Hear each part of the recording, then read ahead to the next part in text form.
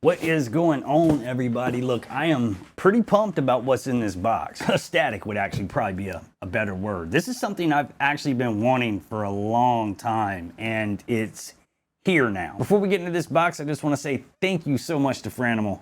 She follows me here on YouTube. She follows me on kick.com.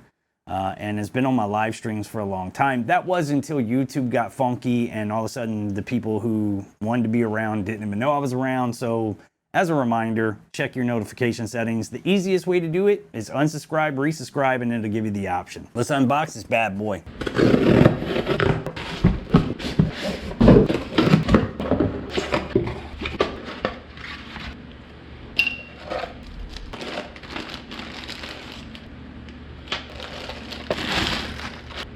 You can probably tell from that thud that this thing's pretty heavy. I'm not really sure what the weight is on it.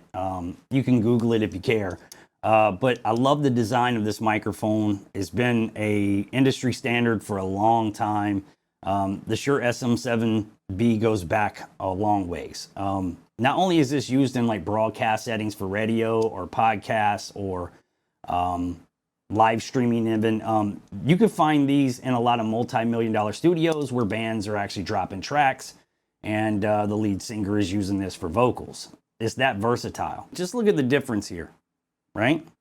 This is the mic that I've been using for years. I believe this is an MXL RE20. It's a retro broadcast mic. It sounds great, don't get me wrong, but you have to use either a pop filter or you have to use the foam. You have to. Trust me when I tell you. Even if you set the low end, cut, whatever, like you still get plosives. You'll pick up wind noise, whatever the case, even with the noise gate running. So I see a lot of people that use these and they don't actually use the extra piece of foam that comes with it, right? So I like that it looks cleaner. And if you put these things side by side, you can actually see what I'm saying. Now, what I'm going to do is I'm going to use an Elgato arm, just like this, a low profile arm. And we're going to test the two and see if this mic actually sounds better than this mic. Does it look better? Oh yeah. Something to be aware of, right, is the fact that Shure does send you a step down male to female threaded adapter so that you can attach to an arm, a mic stand, or whatever. But I think you guys should know just up front that won't step down to what looks like maybe it's a 1/4 inch. It won't step down to that. Now, luckily with Elgato, Elgato actually sends another step down from something that's a little more typical. So just be wary of that in case you buy this and you put this adapter in and it doesn't fit whatever mic stand or arm you're using. You may have to actually purchase one. On the Rodecaster Pro 2, what I've done here is I've taken track 1, which is my old mic, track 2 is the new mic. Now, as you can see, both of these are pretty much set up. Even the old mic is set up as an SM7B, even though it's not an SM7B, and I have them both set to the same presetting as far as preamp. The good thing about the new mic, the SM7B, is you don't have to have a cloud lifter anymore if you have the Rodecaster Pro 2. I'm not sure about the 1 because I don't own the 1, but as you can also see, I have the settings all pretty much the same. It's just maybe a hair off from each other, if nothing else. So this is going to be a true test. And now what we're going to do is go back in here. We're going to turn off processing for both of these channels, and we're going to come in dry and just see what that sounds like first. All right, so here we go. This is the MXL RE20, right? Old school retro broadcast mic, no effects.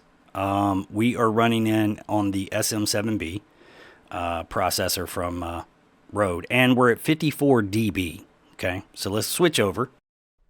This is the okay. All right, I have to we have to really bump the gain up on this. Maybe a couple more. So right now we're running at like 74. Now I can tell that there's a very distinct difference between the two microphones already. There is a lot of warmth coming off the Shure, and I'm sure that's because of the settings on the back. So we can adjust those settings and see what we get. I am sure that this is just like a high pass, low pass frequency adjustment, But right now, I mean, dude, I have to be honest. Just raw, I'm really liking the fact that everything sounds so damn thick. Thick. You know, but let's try it. So I can tell right there, it's way more mid-heavy now. So that must be the low-end cut, right? Like that's cutting some of the low end out of it. So let's try the other side.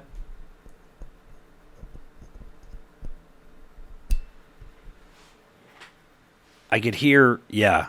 Okay, so now that's definitely pushing us more mid and more high on the SM7B, which would probably make it sound a little more, in comparison to this one, a little more close. So let's see. Yeah, they definitely sound a little closer. This mic, now again, I'm using this foam piece. Yeah, I can hear the ambience. Okay, so that definitely gets them a little closer, but I definitely like the thicker sound of the SM7B. It sounds so damn thick. Thick. Yeah, that thing sounds thick. I mean, just out the box with no processing, no compressor, no de-esser, no noise gate, anything. This thing sounds amazing, right? Like, not knocking this one. I can dial this in and get it where I want it, but just out the box with nothing, I think the Shure is already pretty impressive. And I did turn the high cut back on because I like the low end sound. But let's try it with processing now. Back on the MXL RE20, I have the processing running now. I have some noise gate running, some compression, de-esser. So now it should actually have more of like a thicker broadcast sound. Let me go back to where I can turn it off just so we can see the difference on this mic.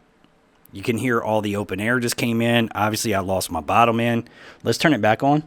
So this is the processing again. This is what it sounds like when you're running through the road and you got all the processors running on the channel. Now, I'm kind of scared to try the SM7B because it had so much bottom end that I'm not sure, because these settings are very similar between channel 1 and channel 2, right? But we'll see. If it's too loud, too crazy, we'll make adjustments, right? But here we go. Here's the SM7B. So now we are on the SM7B, and I hear a little bit of what sounds like distortion almost, but it sounds really clean, dude. I'm going to have to go back and hear this on playback, because this one, I can hear where the noise gate is closing, right? I can literally hear it. And then if we go back to the SM7B, I don't really hear, I do hear it a little bit, but I think it's because I got so much bottom end. You guys tell me in the chat, or sorry, I'm not live. I'm so used to live streaming, bro. Tell me in the comments so far, which one sounds better? It's a tough one, man. You know, I'll say this with the Shure in combination with the Rodecaster Pro 2. If you're using a noise gate, you're going to run into an issue. I had to basically kill the lows in the mic itself, right? Like the cuts. I had to cut the lows out because basically you could tap the mic and you could just hear the noise gate opening and closing. No matter how high the threshold I set, that was an issue. Now, if you hit it hard enough. But the thing is that a lot of people tend to grab mics, move them around, whatever the case is. I usually grab here, but you won't hear it here, right? You can hear it here. So you just have to, you'd have to be weary of that, like to make sure that you don't go bumping this, right? So with that being said, now we're back on the MXL RE20, and I feel like they're really close, dude. I really do. You know, you can tell there's a dynamic shift whenever you jump from one to the other. Like, obviously, this one's got a little bit more of a brightness sound to it. So I probably need to play with some settings, like in the de-esser or whatever on the SM7B. But, you know, this is what I do in my spare time, you know? People are like, why didn't you go live last night? Oh, I just tinkered in the studio playing with lights, settings on cameras, manual, aperture, shutter speeds, that kind of thing, you know, and microphones. The threshold was off. I played with that for an hour trying to, you know, get that sound to go away, you know. But at the end of the day, man, I just wanted to make a video just to show these mics. I'm sure most of you guys are probably going to watch this and be like, I can't tell the difference. Maybe you can, but maybe, I don't know. Anyways, thanks for watching. Oh, and by the way, real quick, I know I said thank you to Franimal in the beginning of this video, but I want to take a second to say thank you to a few people, right? Because like there's a lot of people that have really helped me out along the way, right? And so, for example, I've got these speakers over here that I run with the Rodecaster, and maybe we'll do a video about that another day, but they're monitor speakers. And with the Rodecaster, you can eliminate mics going to output for the monitors. So like you can use a mic and not feedback. And Mark Pappas hooked me up with that. My boy, Jason, we call him Beards, hooked me up with the ATM Mini here. Houdini hooked me up with a Stream Deck. Wolf Larson hooked me up with some stuff in here. Rachel Hay hooked me up with some stuff in here. I apologize if I'm forgetting anybody. My brain's just, you know, I do have ADD. Russian Bot sold me this PC for like the cost of shipping. Incredible. Incredible. And Franimal. And yeah, Dave Lohman. Like, bro, people, like, you guys are awesome. That's all I'm trying to say. So I didn't want people to get the wrong impression and be like, oh, he's just going to think, you know, like, what about it? I love you all. I would pull you in tight and hold you close to my bosom. But now I'm going to end this video because I can already tell I want to tweak some settings, and I think this video is long enough. So if you don't follow me on Kick, by the way, that's where I've been live streaming a lot lately. You can just go to kick.com/Outlaw Morgan and be sure to follow that. Live streams over here, they seem to be dead. You know, like dead. 54,000 subscribers might be a lot to some. It might not be a lot to others. Whatever. You know, but the case is, dude, you go live over here and it's like, pfft. So if you want to come hang out on live streams, you're more than welcome to do so. Kick.com/Outlaw Morgan. And also Instagram, whatever. You know what I mean? Let me know which mic you think sounds better. See you next time.